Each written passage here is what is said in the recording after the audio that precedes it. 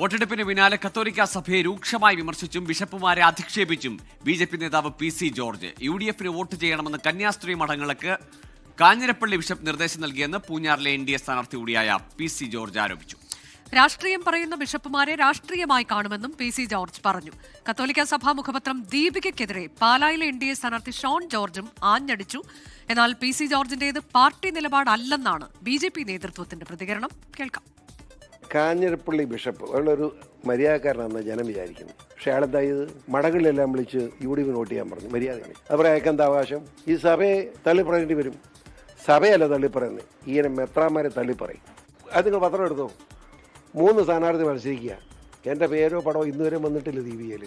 വൃത്തികെട്ടന്മാർ ആ പത്രം വായിക്കരുതെന്ന് ഞങ്ങളോട് പറയുന്നു. ദൈവം അനുകരിച്ച് നിയമസഭയിലും ഈ പത്രം വായിക്കരുതെന്ന് ഞങ്ങളോട് പറയും. ദീപിക പത്രത്തെ സംബന്ധിച്ചിടത്തോളം ദീപിക പത്രം സഭയുടെ മുഖപത്രം എന്നാര് പറഞ്ഞു? ദീപിക പത്രത്തിൽ ആരെ ഇൻവെസ്റ്റേഴ്സ് ഉണ്ട്?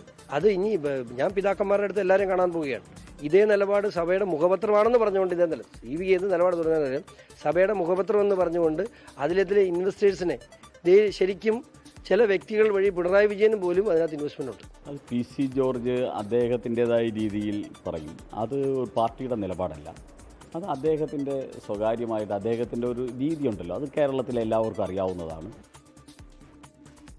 അതേസമയം ഷോൺ ജോർജിനെതിരെ Kerala Congress M chairman Jose K Mani രംഗത്തെത്തി. കള്ളനാണയങ്ങളുടെ മുഖംമൂടി ജനങ്ങൾ തിരിച്ചറിഞ്ഞിരിക്കുന്നു.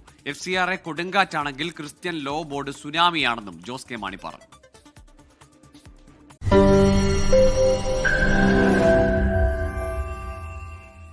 ലോകത്തെവിടെയായാലും ഏത് സമയത്തും 24 വാർത്തകളും ഓഗ്മെന്റഡ് റിയാലിറ്റി പാക്കേജുകളും എക്സ്പ്ലെയിനറുകളും വിശദമായി കാണാൻ ഞങ്ങളുടെ യൂട്യൂബ് ചാനൽ നിങ്ങൾക്ക് സബ്സ്ക്രൈബ് ചെയ്യാം.